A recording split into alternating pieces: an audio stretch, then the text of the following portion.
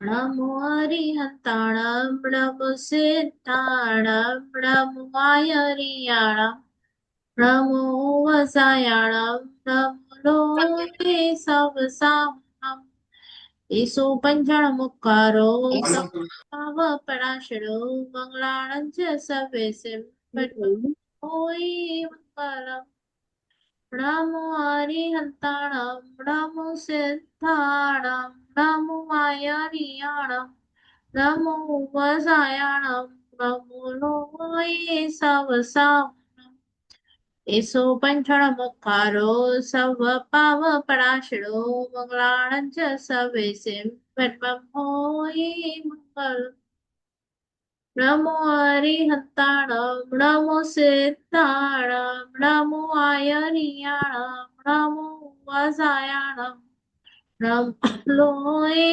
સવસામ ઈસો પંચણ મુખારો serve પાવ પનાશડો મંગલાણં ચ સવેસિમ હોય મંગલમ અધોલોક ઉદ્વલોક તીર્છાલોકમાં રહેલા દરેકે દરેક જીવ સ્થાવર જીવને સુખ મળે, શાતા મળે, સમાધિ મરણ મળે, જલ્દી જલ્દી બધા જીવો મોક્ષે જાય એવી પ્રાર્થના.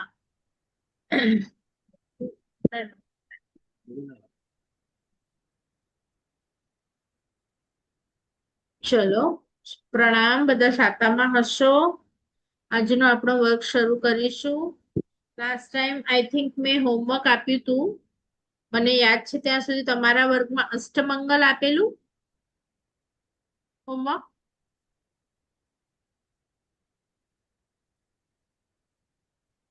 હા, નામ લખી આવ્યા છો બધા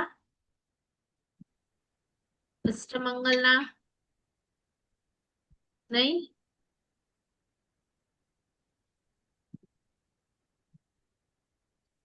જૂના લોકો પાસે તો હશે ને અષ્ટમંગલના નામ? નહોતું કર્યું બેન આપણે. અચ્છા અચ્છા, ચલો. લાસ્ટ ટાઈમ તો પછી શું થયું હતું બીજું? અરિયંત ભગવાનનું થયેલું બધું. અરિયંત ભગવાનનું શું કર્યું બધું? એટલે એમના અતિશય ને એ બધું બી કરેલું, પછી 14 રાજલોક ને એ પણ બધું કરેલું. એટલે અતિશય 34 મેં સમજાવી દીધા. કારણ કે મારા રોજે બધે ઠેકાણે હોય ને, એટલે તમારા બેચ નું શું થયું છે ને એ તમારે જરાક ઇન્ડેક્સ રાખવાની કે આ તારીખના આ જે થયું. અષ્ટમંગલ કરવાનું બધા મિનિંગો સમજાવતા હતા. હા, આજે અષ્ટમંગલ અમારે કરવાનું હતું, પણ તમે 34 મોકલ્યું છે ગ્રુપમાં. અતિશય નથી સમજાવ્યા ને? 34 અતિશય ના ના, ના, ગ્રુપમાં હમણાં નવામાં નથી સર. આ બધું કઈ નથી થયું. હા સમાનાર્થી શબ્દ છે પણ એમના મિનિંગ અલગ અલગ છે. આપણે લાસ્ટ 2 વીકમાં એ જ કર્યું છે. હા, બસ મને હા, આ ખ્યાલ હતો, ગ્રુપમાં જ નથી. એટલે જ મેં કીધું કે અતિશય નથી થયા. ઠીક છે, ચલો. તો જે લોકો નવા છે એ લોકો માટે આપણે એક જોઈએ.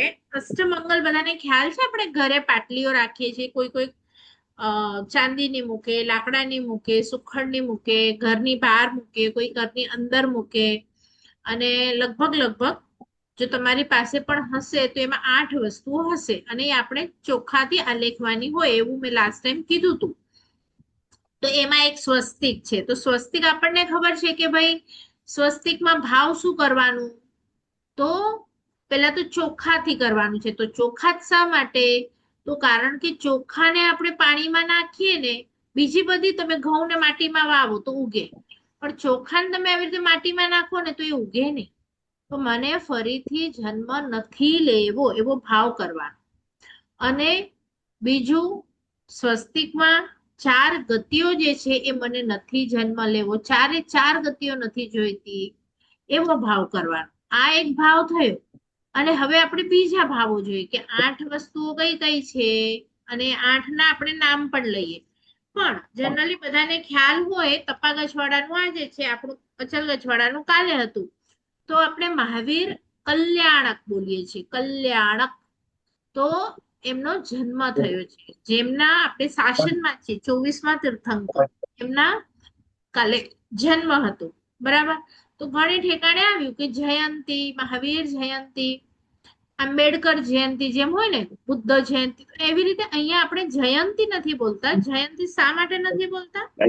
કારણ કે જયંતી હોય જેની પણ, એટલે એનું મૃત્યુ થયું છે, અને મૃત્યુ થયું હોય ને તો પછી એનો જન્મ પણ થાય.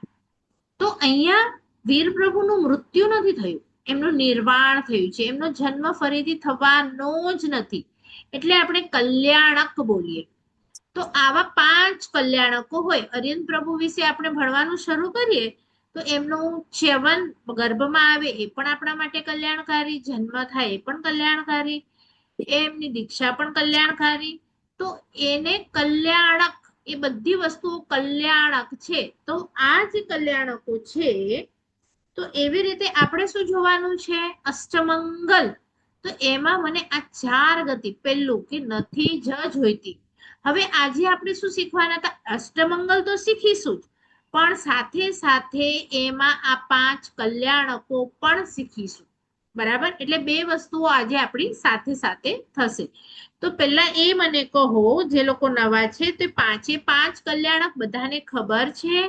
કે કોઈ એવું છે કે જેને 5 કલ્યાણકના નામ ન આવડતા હોય? એટલે આજનો પહેલો ક્વેશ્ચન એ હશે તમારો કે 5 કલ્યાણકના નામ લખો. તો બધાએ લખવાના છે 5 કલ્યાણકના નામ. હવે જેને ન આવડતા હોય તો હેન્ડ રેઝ કરો, તો હું એની માટે 5 નામ બોલી જાઉં. નથી આવડતા, ઓકે, હિનાબેન, બીજા પણ છે, ફાલ્ગુનીબેન. ચલો, પેલું છે ચ્યવન કલ્યાણક, એટલે માતાના ગર્ભમાં આવે એને પેલું કલ્યાણક. પછી બીજું કલ્યાણક જન્મ કલ્યાણક. અને તમારી સ્પીડથી ન લખાય તો રેકોર્ડિંગમાં ફરીથી જોઈને લખી લેજો.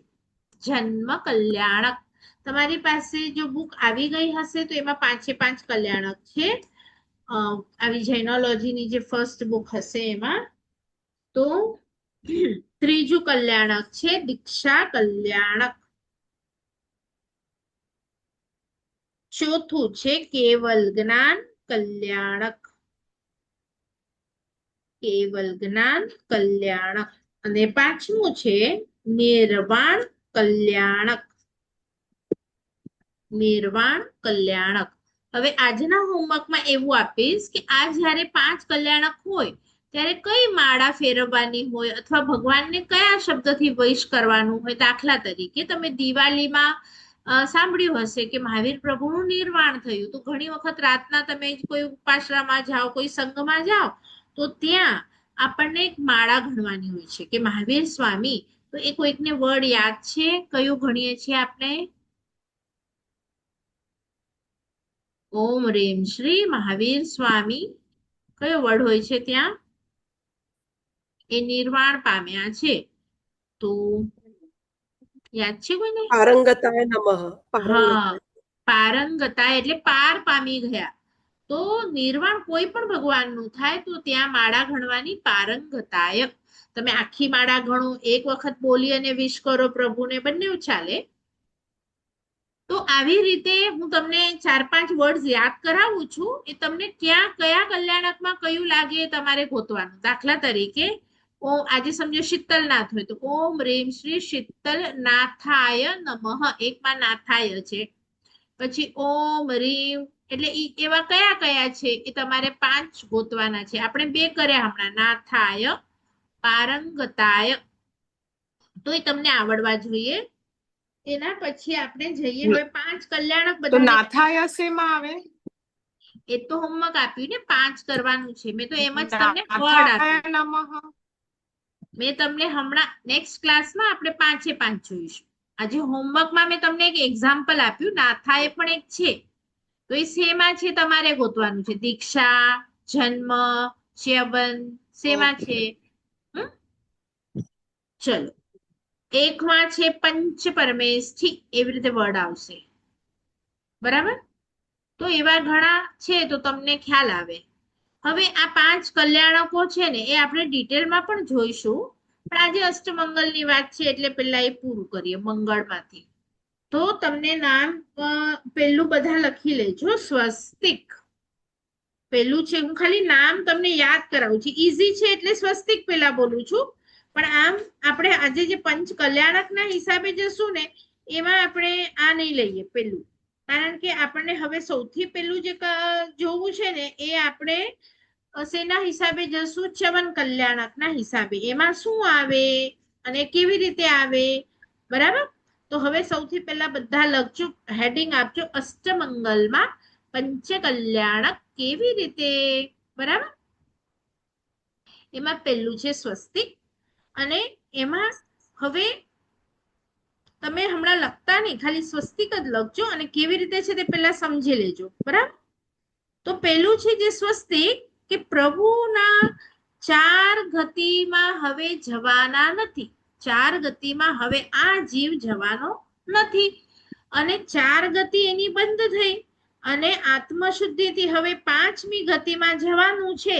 એટલે પ્રભુ ખાલી છેલ્લો ભવ છે, છેલ્લો ભવ, આ ભવ છેલ્લો ભવ છે, મનુષ્ય ગતિમાં પણ હવે નથી જવાના આ ભવની પછી, દેવમાં પણ નહીં, તિર્યંશમાં પણ નહીં, કોઈમાં પણ નહીં.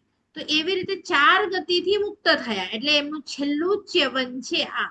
તો આમાં તમારે ચ્યવન કલ્યાણક યાદ કરવાનું, કે પ્રભુ ગર્ભમાં આવ્યા, બરાબર. એટલે આ ચ્યવન કલ્યાણક માટેનું છે. હવે બીજું વર્ધમાન સંપુટ, વર્ધમાન સંપુટ. હવે તમને આનો શેપ કેવો હોય ખબર છે?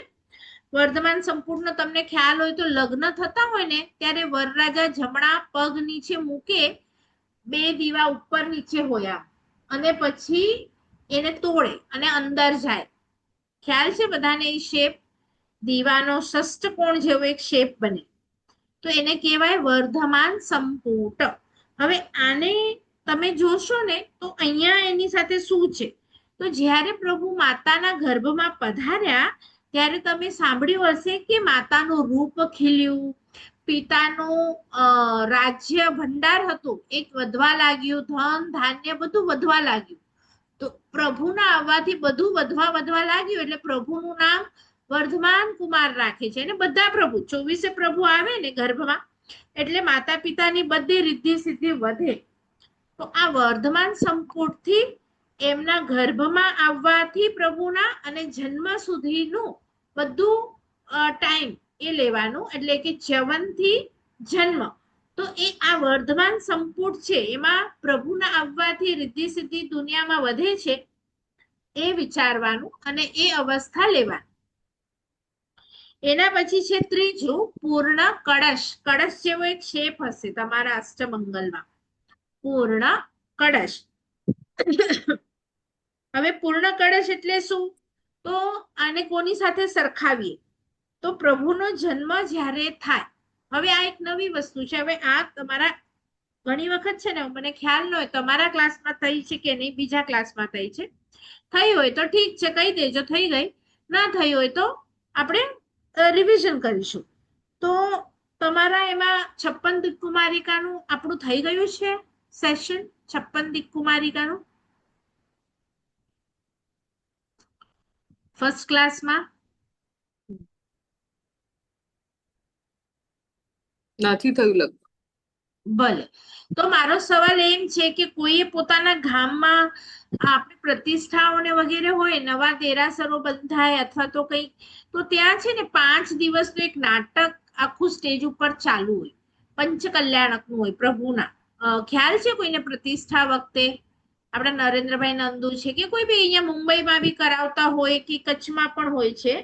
તો એમાં તમને ખ્યાલ હોય તો બધા દેવો જેમ સ્નાત્ર હોય તો પ્રભુ જન્મે તો એમને લઈને મેરુ પર્વત ઉપર જાય છે, કળશાથી નવરાવે છે. ખ્યાલ છે બધાને? મેરુ પર્વત ઉપર લઈ જાય અને કળશાઓથી એમને નવરાવે.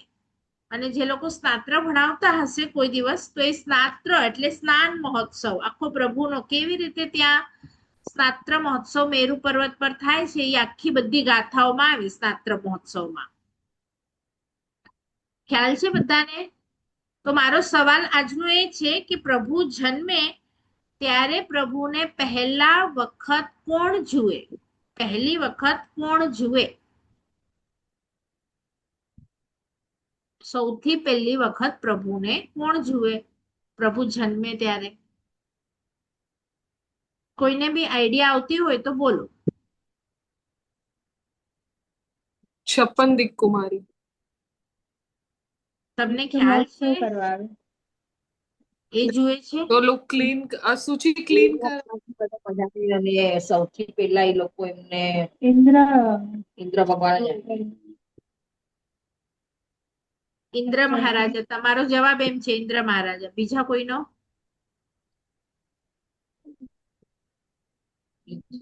ઇન્દ્ર મહારાજ 56 દિક્કુમારી જ એમને મેરુ પર્વત પર લઈ જવા માટે 56 દિક્કુમારી આવે. 56 દિક્કુમારી ન લઈ જાય.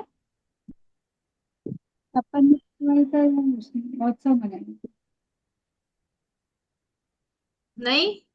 ચલો, જેમને જેમને ઓળખું છું એમના એમના ગામોમાં તો આ ફંક્શનો થયા છે મને ખબર છે, પણ તમે ત્યાં હતા કે નહીં હતા અને વાતો કરતા હતા કે ક્યાં હતા એ મને નથી ખબર, પણ થયા છે પ્રોગ્રામ તમારા ગામોમાં તો 100% થયા છે. તો તમને હવે યાદ કરાવું ફરીથી કે ઇન્દ્ર મહારાજા નું તો બહુ પછી થાય. સૌથી પહેલા 56 દિક્કુમારિકાના આસન કંપાયમાન થાય. હવે તમારા સ્ટેજ ઉપર તમે જોયા હશે કે નાની નાની બેબી હોય ને એમને 56 દિક્કુમારિકા બનાવે. એ એક પછી એક પંખા લઈને આવે, કળશા લઈને આવે, બરાબર. પણ આપણને છે ને માઇન્ડમાં એવું જ લાગે કે આવું જ કંઈક હશે 56 દિક્કુમારિકા, પણ ઓરિજિનલી દિક્કુમારી, દિક એટલે દિશા, દિક એટલે દિશા. તો દિશા એટલે શું? અલગ અલગ દિશાથી આવતી કુમારિકા. એટલે હવે આ જે દેવીઓ છે ને એ આપણને લાગે એક જ આવતી હશે, 56 જણીઓ આવતી હશે, પણ એવું નથી. એક દેવીની સાથે કેટલો પરિવાર આવે એ તમને કહું છું. એ તો આપણા સ્ટેજ હોય ને જે પ્લે કરે ત્યાં એટલી જગ્યા ન હોય, એટલા માટે ત્યાં એટલા બધા જણા આવતા નથી. પણ જ્યારે પ્રભુનો જન્મ થાય ને ત્યારે સૌથી પહેલા 56 દિક્કુમારિકાનું અવાજ ક્રેક થાય છે.